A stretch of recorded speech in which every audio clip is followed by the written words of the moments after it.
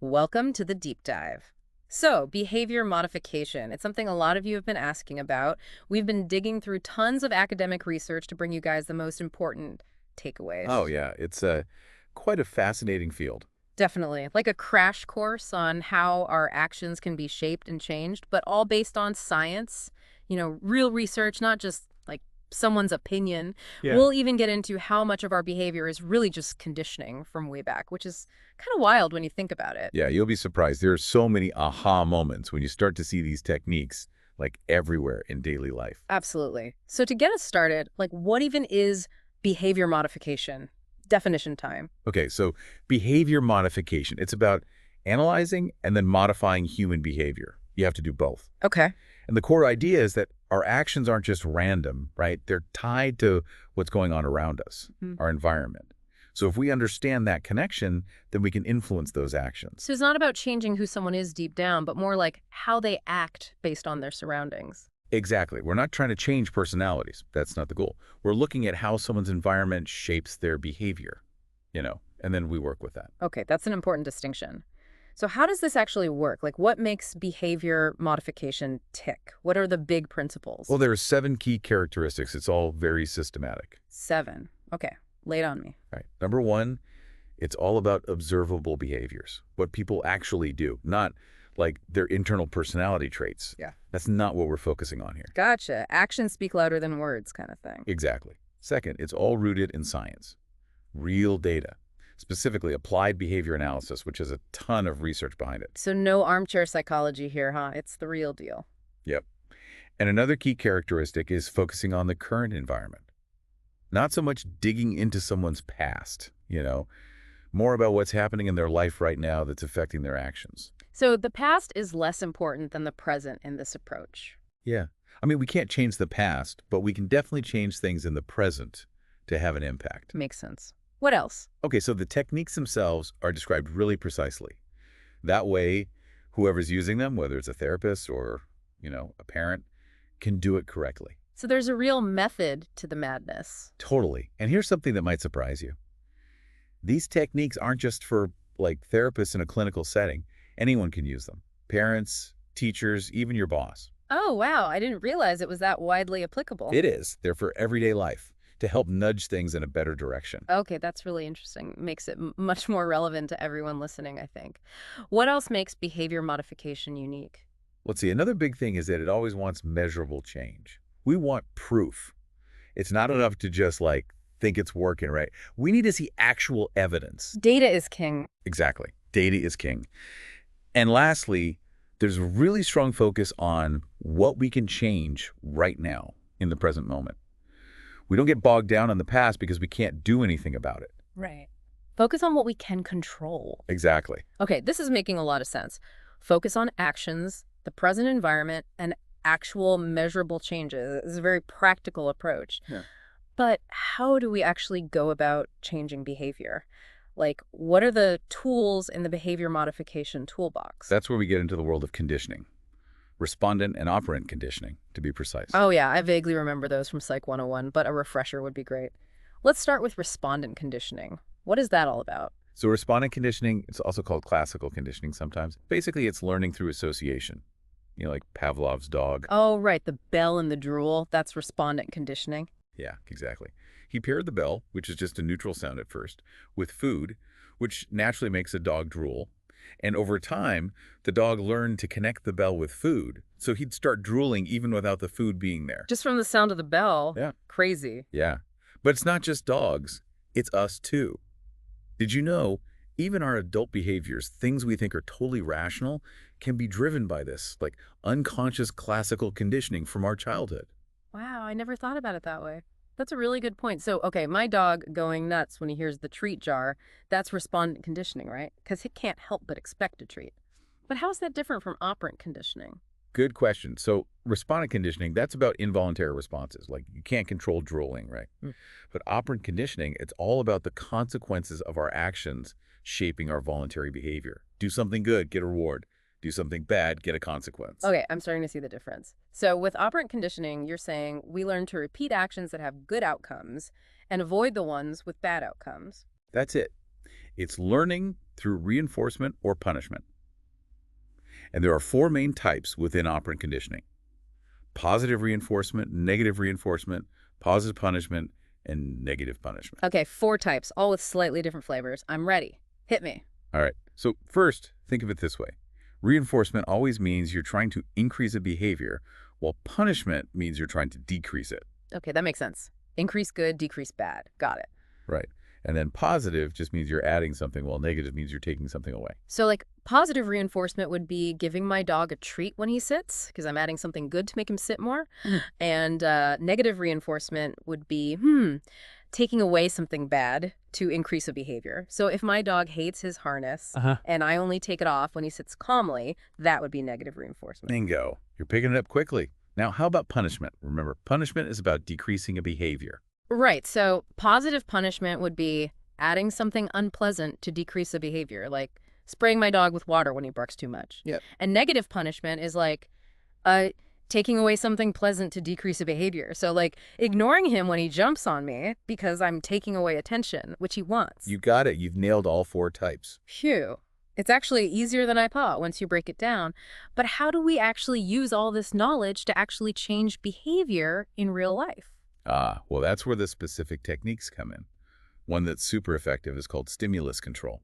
Stimulus control? What's that about? It's recognizing that our environment is full of these cues that trigger certain behaviors. And if we change those cues, we can change the behavior itself. Oh, that's interesting. So if I want to eat healthier, I should get rid of all the junk food in my pantry. That way there's no cue to eat it. Exactly. That's removing cues for the unwanted behavior. But there are other approaches too, like narrowing. That means you're restricting a behavior to very specific situations. So let's say you want to cut back on social media. You could decide you'll only check it during your lunch break. Oh, that's smart. Creating boundaries. Right. And the third approach is you actually introduce cues that make you not want to do the bad behavior. Like someone trying to quit smoking might carry around a picture of their family as a reminder of why they want to be healthy. Okay, so stimulus control is all about like manipulating your surroundings to make good behaviors easier and bad behaviors harder. But what about actively teaching new good behaviors? How does that work? That's where things like shaping and modeling come in. Shaping is when you break down a complex behavior into smaller, easier steps, and then you reward each step along the way. Think about teaching a kid to tie their shoes. Right, you don't just hand them the laces and say, go for it. Exactly. You start with just holding the laces right, then making a loop, and you build up from there. That's shaping. Oh, I see. And modeling, what's that? Modeling is just learning by watching. You can encourage a new behavior by doing it yourself or showing examples of other people doing it well. It's way easier to learn something when you have a visual guide. So if I want to teach my dog a new trick, I should show him videos of other dogs doing that trick. Exactly. Seeing someone else succeed can be a really powerful motivator. And that brings us to a really important point about increasing any desirable behavior. You have to figure out what's truly reinforcing for that specific person, what motivates them. Right, because a reward is only a reward if it's something they actually value. Exactly. But what are some things that people don't always think of as reinforcers? It's not always treats and money. Oh, definitely not. It could be extra time to work on a hobby, getting out of a chore they hate, praise from someone they admire, public recognition. It totally depends on the person. You can get really creative. It can be. And, that brings us to another super useful tool in behavior modification, contingency contracting. Contingency contracting? That sounds kind of serious, like a legal thing almost. Well, it is kind of a formal agreement, yeah. Yeah. But think of it like this. It's where everyone involved knows exactly what's expected and what will happen if they don't meet those expectations, the consequences. So it's basically a behavior contract, right? You put it all in writing. Yeah, exactly. It spells out the behaviors you're going for, what the rewards are for doing them, and then also what happens if someone doesn't stick to the plan. So it's all about being clear from the get-go. No room for confusion. Seems like that would be really helpful when you're trying to build new habits. Absolutely. And an important piece of contingency contracting is the negotiation part. Yeah. Especially when it involves kids or, families. Everyone needs to have a say in creating the contract so that they feel ownership and are more likely to actually follow through. So it's a collaborative thing, not just someone laying down the law. Exactly. And once you've got that agreement in place, you got to be consistent. Yeah. Everyone sticks to it no matter what. Yeah. That builds trust, and, it really reinforces the positive behaviors. Okay, so contingency contracting is about clear expectations, working together, and consistency. Got it. Now, what about those token economies you mentioned earlier? How do they fit into all of this? Oh, token economies are a really clever way to give someone that immediate reinforcement, even if the real reward comes later. It's like a point system. You earn points for doing the right things, and then later on you can trade those points for something you really want. Oh, like those rewards programs where you get points for buying stuff and then you can cash them in for discounts or whatever. Right. Exactly. And it's such a great system because it taps into that instant gratification thing, which is a really powerful motivator. Even apps do this, like Duolingo or Headspace. They use all these points and rewards based on behavior modification to keep people engaged and wanting to come back. Oh, that's true. I never thought about it that way. Like earning points for completing lessons or sticking to your meditation practice. And yeah, it does work. It keeps you going. For sure. And it works with kids too. Like, imagine a kid earns stars for doing their homework Yeah. every day. Those stars might not seem like much, but they're that instant positive reinforcement, making them way more likely to stick with it. And then they can cash in those stars for something bigger down the line, like a new toy or something. Yeah. So it's a win-win. They get that instant gratification and they're working towards something they really want. Exactly. Now let's switch gears a bit and talk about those behaviors we don't want, the undesirable ones. How do we get people to stop doing those things? Using behavior modification. Yeah. It's not always as simple as just telling them stop. Right. Because sometimes those unwanted behaviors, even if they're causing problems, they're still meeting some kind of need, like they're serving a purpose. How do you deal with that from a behavior modification angle? That is such a good point.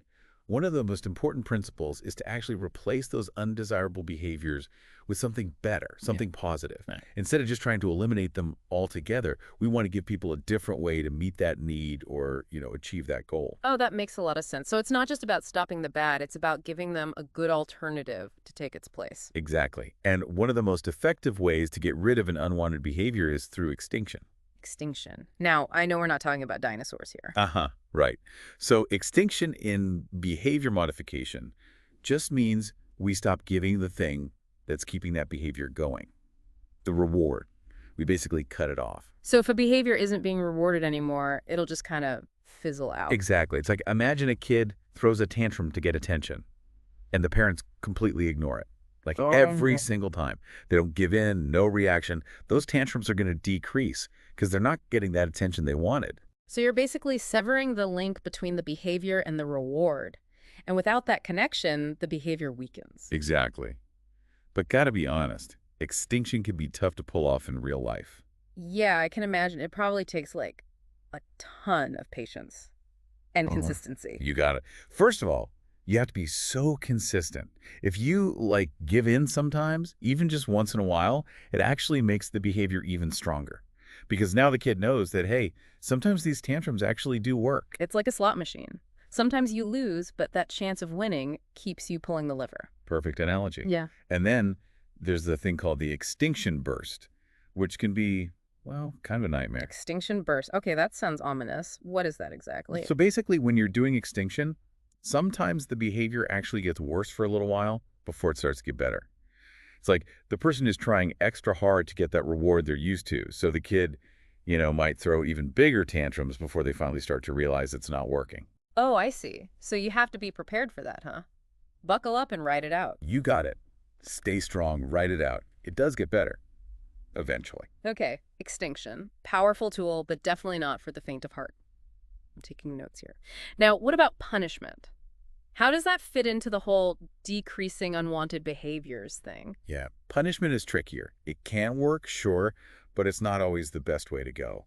And there's some ethical things to consider too, Yeah, I can see that. Punishment, depending on how it's done, can create negative associations or even fear. Not ideal. You're right to be cautious about it. And if you do use punishment, you should always pair it with, positive reinforcement of good behaviors. So it's not just punishing the bad, you're also rewarding the good. I like that. Now, what were those two main types of punishment again? We've got positive punishment and negative punishment. Remember, positive just means we're adding something, and negative means we're taking something away. So positive punishment is adding something unpleasant to decrease a behavior. Oh, right, like giving a timeout. Look, actually, timeout's a great example of negative punishment. because you're removing the child from a place they enjoy, a place where they usually get attention and all that. Oh, that's right. So negative punishment is like taking away something enjoyable to make a behavior less likely. You got it. You're a natural at this. Now, besides those main two types of punishment, there are a couple other techniques we can use for those unwanted behaviors. One is overcorrection, which basically means making the person do extra work to fix the mess they made, so to speak. So like if a kid spills their milk, they don't just clean up the spill, they also have to wipe down the whole table. Exactly. It's about making amends, taking responsibility. And then there's response cost, which is basically taking away a specific privilege or reward because of the bad behavior. Like if a teenager misses curfew, they lose their driving privileges for a week. Bingo. And then there's this one called stimulus satiation. Might sound kind of weird, but it's where you basically flood the person with the very thing that's reinforcing that unwanted behavior. Wait, so you're giving them more of the thing that's causing the problem? How does that work? It's based on the idea that sometimes too much of a good thing can actually make it Hmm. not so good anymore. Like imagine a kid who can't stop interrupting. You could have them repeat the word interrupt over and over and over again till it's just annoying. It kind of loses its appeal. Oh, that's kind of funny. So you're basically making the behavior less desirable by overdoing it. Exactly. And it can actually be pretty effective. We've talked a lot about applications for this stuff like parenting, but what blows me away about behavior modification is just how widely it can be applied. Like it's useful in so many different areas of life. I agree. That's what's been so cool about this whole deep dive. So, besides parenting, where else is behavior modification used? Oh gosh, everywhere. We're talking developmental disabilities, mental illness, education, helping people recover from injuries, community work, clinical psychology, business, working with kids, sports psychology, even medical settings. Wow. So it's not just about fixing problems, it's about making things better in all sorts of different areas. Exactly. Behavior modification gives us these tools to help people live happier, healthier lives. Tools that are based in science, not just guesswork. I have to say, my mind is officially blown. This whole deep dive has been amazing. And we're back. Last leg of our deep dive into behavior modification. I don't know about you, but I'm feeling pretty energized by all this stuff. Me too. It's exciting to think about all the possibilities, right? Like how we can actually use these techniques to make